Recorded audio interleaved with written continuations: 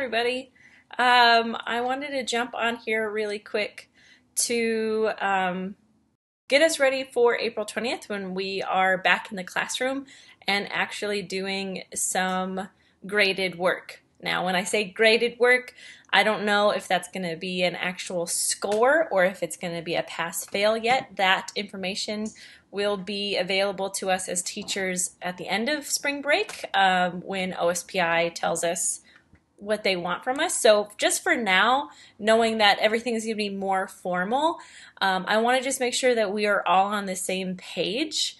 So let's talk about it all together. So in this presentation, we're going to talk about some class norms.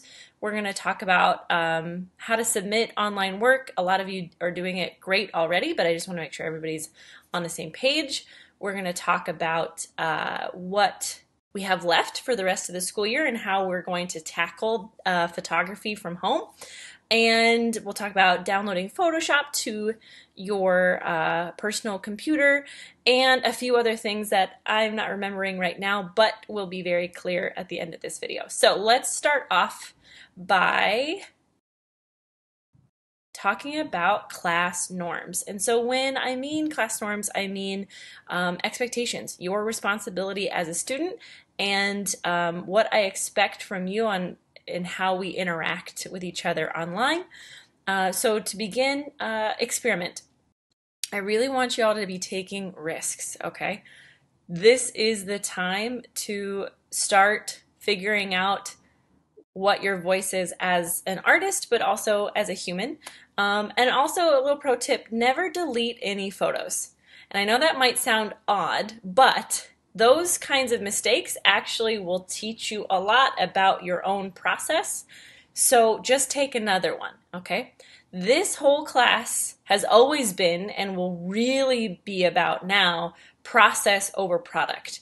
And so what I mean by that is I want you to go on a journey. Every time we have a project, every time we have a challenge, go through the steps and enjoy the journey, okay? And maybe try to learn something from there. So be willing to try stuff that's new, be open to new opportunities, and don't hold back, which leads me into the next thing, which is exploring, okay? So like I said, the whole point of this class has always been about, one, learning how to operate a camera, but then two, discovering what you like and why you like it, discovering your own unique point of view. So the importance of exploring is traveling through something unknown to discover something new. And this is going to be in your mind, but it's also going to be in the world around you, at home, and however far out you can adventure outside of your home. And I'm excited to see what you learn. I want you to document everything that you do. Save your work, pay attention to detail. This is the time in history that your grandkids or somebody in your future are going to ask about. And you are going to have photos that detail everything. So make sure that you're paying attention to those small, messy, day-to-day details. Document everything and make sure that you save it in a way that makes sense to you. Obviously, as your teacher, I'm going to ask you to upload files in a certain way, but also be mindful of how you're saving the things that you like to your own personal device. How are you going to keep those safe into the future so that you can access them later?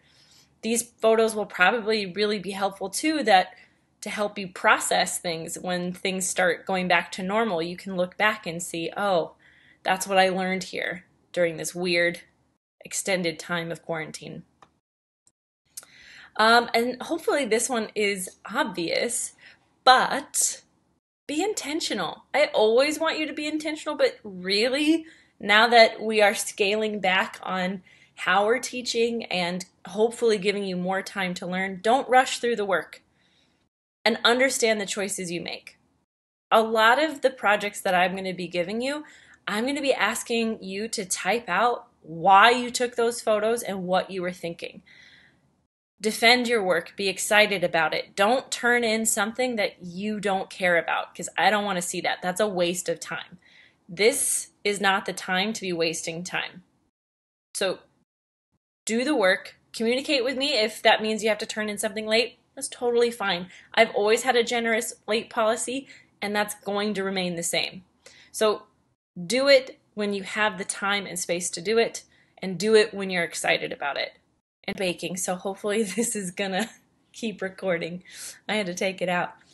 But anyways, be intentional with your work. Don't just turn in something just to turn it in. I don't want to see that. So you do have projects. We still are in school, but you have a lot of choices of when you complete stuff and how you are learning. So I want to see what you actually care about.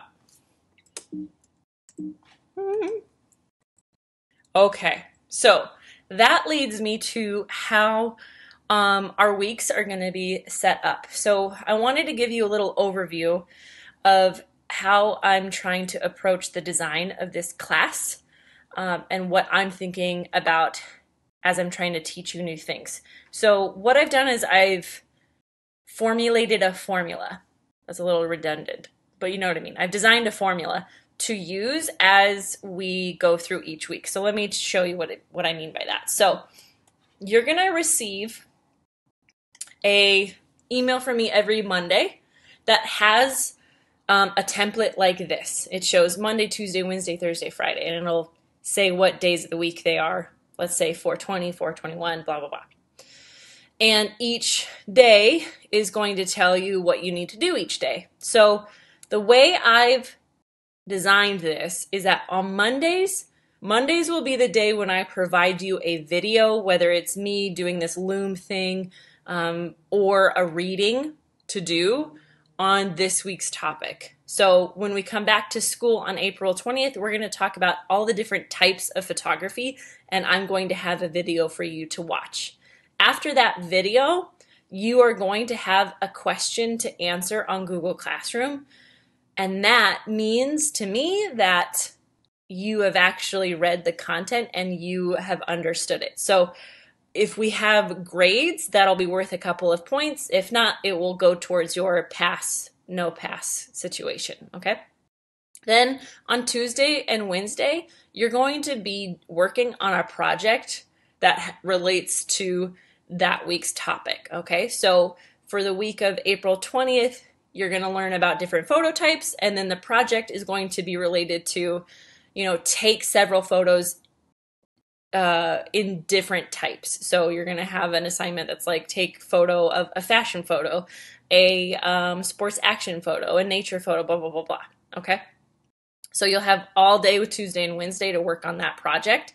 And if you notice, you skip all the way to Friday, that project won't be due until Friday night. So even though I've designed it for you to have this time Tuesday and Wednesday to work on it, if that doesn't work for you, hopefully by Friday you can get it turned in. And again, I have a generous late policy, so if something's going on, just email me and we will definitely figure it out. So then on Thursdays, we are going to have a short lesson on camera operations. So one of the things I really want to make sure everybody remembers how to do is how to operate a camera in manual mode, like we were doing with our DSLRs in class, and what each setting means. So each Thursday, we are going to have some type of video or reading to do that explains shutter speed, or ISO, or aperture, or all three together. And then you're going to answer a question on Google Classroom so I can make sure and check in that you're remembering things and comprehending them. And then on Friday, we are going to go back to our fun tradition of a photo challenge, because I think a lot of you have really been enjoying the freedom of those photo challenges. They are pretty easy to do on your own time. So we will be continuing those photo challenges on Fridays. So if you have a topic or a prompt that you're interested in exploring, please email those to me anytime. And then on the bottom of this template here, I want to point out that I have office hours listed every single day. Monday through Wednesday are longer, or actually Monday and Tuesday are longer days, they're 2 hours, and then Wednesday through Friday, they're just 1 hour long. And the office hours are going to be through email only, so I'm not going to be Zoom conferencing or calling anyone, at least not at this point. So if you have questions, you can email me, and those will be the guaranteed times that I will respond to you quickly, like as fast as possible.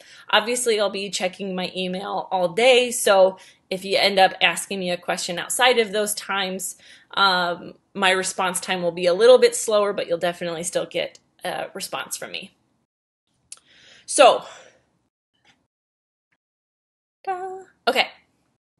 The next two slides are going to be our week-to-week plan. And I want to really point out here that with the template here and our unit plan going forward, I'm going to need some grace from y'all if I have to take revisions to this, if I have to make revisions. I have not taught this class online like this, so we don't really know what we're doing. So this is my best guess on what we are learning when. So please forgive me if I have to make revisions to this plan. So next week, April 20th through 24th, after spring break, we're going to learn about all the different types of photos that you can take, the genres, if you will. April 27th through May 1st, we're going to do a photojournalism project. So you're going to learn about what photojournalism is, why it's important, and you're going to explore how to do it yourself, which leads to May 4th through 8th, where we're going to do a similar thing, but learn what street photography is. May 11th through 15th, again, we're going to dive deep into portraits. And the fun thing about the Portraits Week is that we're going to use that work, that project from the Portrait Weeks, and we're going to use it for May 18th through the 22nd and create a double exposure in Photoshop. And if you haven't downloaded Photoshop to your desktop yet, don't worry, it's free. There's a student login that you can use to get it downloaded for free to your personal device. And at the end of this presentation, I show you how to do that. May 25th through 29th, we're going to talk about surrealism and abstract photography, which then leads into June 5th, 1st through 5th, where we're going to do another Photoshop project using what we learned about surrealism and abstract work. And we're going to do something called the Big Small World Project. June 8th through 12th, we are going to briefly talk about the history of photography, and you are going to take notes on how to develop film in the darkroom. Obviously, we cannot replicate darkrooms in your own personal homes. And for those of you who are interested in taking Photo 2 / are already signed up for Photo 2, this will be an important week to take diligent notes because you need to know how to do that when you get to Photo 2. And then the last week of the school year, you are going to work on presenting your work in a portfolio. So you will take your favorite work, synthesize it, and create a presentation that I will look through. So still working on how that's going to look like, but just know that you are going to be compiling your work into one portfolio and you will be speaking to it.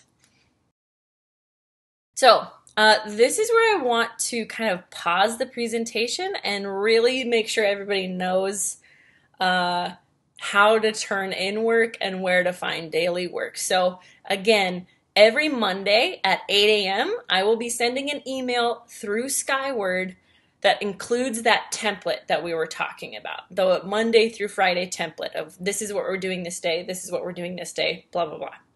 And it will have links to click on in case you forget how to access information. So that will be kind of your holy grail of information each week, is that Monday email, and it will be sent to you and it will be sent to your parents. And every teacher at IHS is going to be using this same format. So be sure that your Skyward email, the email that you've listed in Skyward, is the one that you actually look at on a regular basis, because we can't contact you efficiently if you haven't given us an efficient email to send something to. So that'll be the first way we communicate how to find daily work. So save those emails week to week. But if some disaster strikes, don't worry. We've got our awesome Google Classroom, which I will show you. Every day, assignments and activities and things to interact with will be published around 8 a.m. every single day. And you will get an email. So let's look at my email. This is my personal email. It says Karen Kirsch class, new question posted, new assignment posted. So this will automatically email your Gmail account that's connected to our Google Classroom anytime I post something in Google Classroom. So that's pretty great too. So we're getting double emails right there. And then finally, I'm also updating our class blog every single day. So this is mostly helpful for parents who can't necessarily access our Google Classroom, but it will also be helpful in any case if your email fails or the Google Classroom fails. This will be your plan C, all right? And for those of you who haven't looked at our class blog in a while, this is what it looks like, okay? So if you go to the home page, this is the one that you normally see, and you click on class blog, you'll see every single day I've been updating with each photo challenge. And the other cool thing is that I provide the gallery of everybody's work so you can check out what everybody else has done. It's pretty awesome. All right, how's everybody doing? So how to submit work.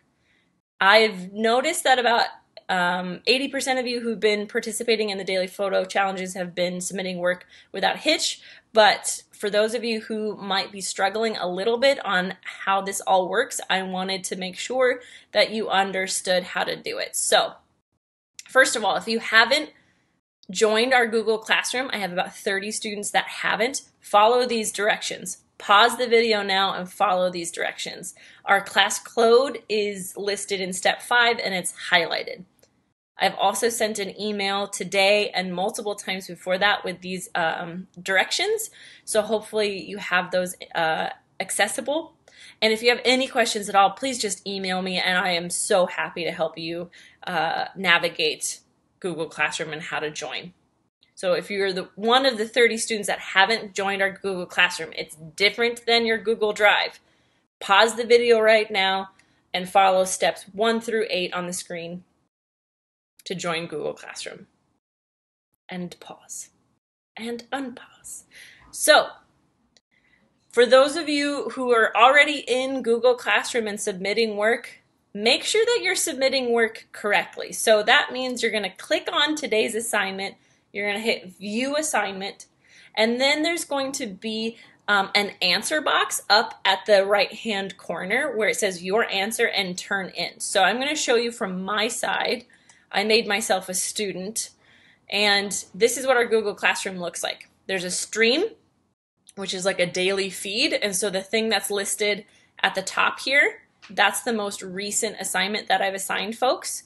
So I would go in and I'd click this, and it takes me to the question. If you add a class comment, it's not the same as turning it in. It's just a discussion piece. But over here, where it says Your Answer, type in answer, that's where you would type in your answer. So for this question, it says, if you had your human body but the head of an animal, what animal would you pick? And I would pick a penguin. So I'm going to say penguin head. And I'm going to turn that in. And then it says, do you really want to submit this answer? You won't be able to make changes afterwards. I'm cool with penguin head, so I hit turn in. Now on Miss K's side, I can see that Karen's turned it in and I can give her a grade. Okay. Now the other cool thing is that I can see my classmates' answers by clicking on classmate answers, and boom, there's where everybody has their work. So another thing that we can do is see what I can submit photos by hitting add or create. So I can upload a file. And for the photos here, I'm going to select this pie picture, upload it.